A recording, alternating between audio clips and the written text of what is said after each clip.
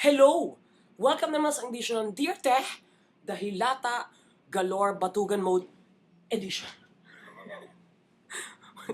Wala pa akong balak tumayo at okay nangingialam. Gusto ko lang talagang, gusto kong humulma yung katawan ko sa kamang ito habang nanonood sana ng movies and everything. At hindi po kayo nagkakamali. Andito po tayo ngayon sa aking kwarto kung saan dito po nagsimula ang kasaysayan ng Dear Teh, the video vlog. At tama din po kayo nakikita, yan po ay mga Smurfs. Dahil favorite ko po sila. Okay. Aray ko, tsura ko dahil. Pasensya po at ang ganda ko talaga. Ganyan talaga bagong gising shit. Pero usog. Okay, welcome. Ito na nga ang pagbabalik ni Teh. Kung nangingialam, kasi may nag-suggest kasi ako naman ngayon ko na-realize na ang tagal ko na rin palang dinig-Dear Teh. Pasensya na, hindi ako nag-ayo. Ito na yun todo na yan, ha? O, Hilata Galore Edition to. Okay, magbabasa na ako ng mga mangilang-ilang nag-tweet ng kanilang mga problema. Eto na, mga, ayan.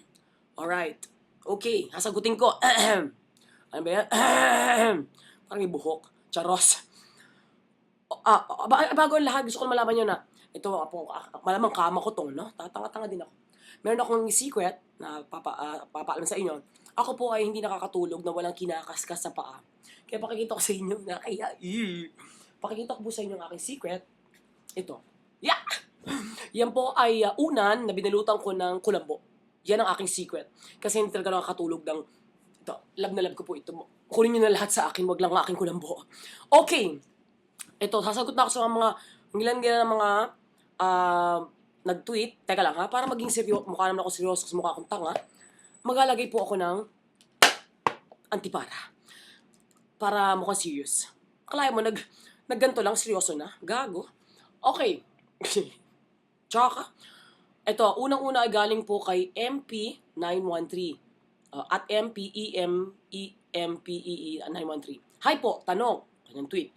Bibigyan mo ba ng limitasyon ang kabaitan mo sa tao kung alam mo namang inaabuso naman niya ito? Alam mo, MP, hindi ko lang paano kasagutin yan.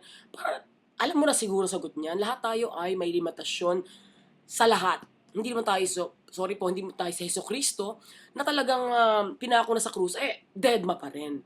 Tayo ay tao lamang. At saka, minsan, talagang okay lang maging tanga. Alam mo yung gano'n yung inaabuso ka, okay lang. Kasi ang pagiging tanga, ayan ay privilege natin lahat. Pero sana wag nating abusuhin ang pagiging tanga. Ha? Kailangan yung kabaitan. Kasi pang mahihirapan kundi ikaw, pag inabuso ka, di ba? Tsaka eventually, ano yan mag-accumulate. Wow, lalim, accumulate. At bigla ka nalang sasabog. Mas pangit pag, di ba, pag napuno ka na at bigla ka nalang sumabog. Sabi nga nila, pag puno na ang salop, kumuha pa ng isang salop. Yan ang magandang case sabihan. Wow. Alright, next. Ito. Ano yan? Ito. Galing kay Angelo o Angelo Justin. At Angelo Justin. I still love my ex kahit alam ko na niloko ko. I know the other Becky. Wow. I know the other Becky and wala na rin sila. I know na he likes another na kilala ko din. So, ano problema mo, Hindi ko naintindihan. So I guess, ang problema mo ay hindi ka pa makapag-move on sa iyong jowa dahil kahit meron na siyang mga ganon. Basta bakla ka, di ba? Kasi Becky, okay. So, ang ulitin ko po, nasabi ko sa mga previous video vlogs ko, na pag-move on, mga Becky man kayo, halamang dagat, tuod, tomboy, babae, lalaki, ang pag-move on, wala pong time limit, wala pong limit yan, wala pong deadline.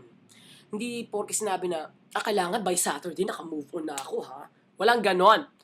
Take as much time as you need. Diba? Kaya nga dyan mga friends and everything, okay? Tsaka tayo booking, bumuking ka lang, dahil. Okay, galing naman kay, it's me, niyat ang pangalan. It's me, GG, 007. It's me, may H GG, 007. Bakit hindi kasali sa Avengers si Spider-Man? Nagtatampo daw tuloy. Pakialam ko sa Avengers, basta in fairness ang ganda-ganda ng Avengers. Siguro feeling ko sa Spider-Man attitude yan. Gusto niya may sarili siyang limelight. Kaya may sarili siyang pelikula dahil hindi ka sumali. Niya itong Spider-Man to. Pero panoorin ko rin yung Spider-Man na inulit, mga kaibigan. Okay. Next, I am Jonathan 13. Bakit wala kang asawa? Ako ang tinatanong niya, bakit may anak ka po? Kunyatang tanong to, ang gulo. Ba't wala pa akong asawa? Teka lang, wala akong naliligaw ni textmate, wala eh. Asawa pa kaya? Sana magka-boyfriend muna ako, di ba? At sa pangalawang tanong mo, bakit may anak ka po? Let me think. Unang-una siguro dahil nakipag-sex ako. Ako At meron akong fallopian tube, kung saan dun dumalo yung egg, nag-meet sa ovary, yung sperm. Ano to? Kailangan mo ano pa? Isa-isa, he? Kakaloka. Okay. Ano to? Ito, galing kay Hyacinth1811. Last na to. Dear Te, K, paano ka naging super sexy? Ito naman. Hindi naman. May ganon. Bakit super sexy? At transform to a hot mama. Anak ng putya naman. Banat yun. Te, Hyacinth1811. Maraming salamat. Ang sekreto unang-una ay tubig kanal. Not just one glass, but 2 glass a day. Joke lang. Marami na kayong diet. Ito, tips sa inyo. Ako kasi kasalukuyan ako nag South Beach. Yep. I-google niyo yung Coffee Crew diet. Yung sila para sa akin masarap at mura. Inano ko talaga, pinormote. Okay na rin kasi binibigyan nila ako ng sa katotoong discount. Or maraming, look it up. May GM diet. Maganda yan, GM diet. Merong AC, Keme. Ang daming diet kung anong mas sa'yo, kung anong mas pabor sa'yo, ha? Pero mas matindi talaga ang abibiasis, ang tubig ka na.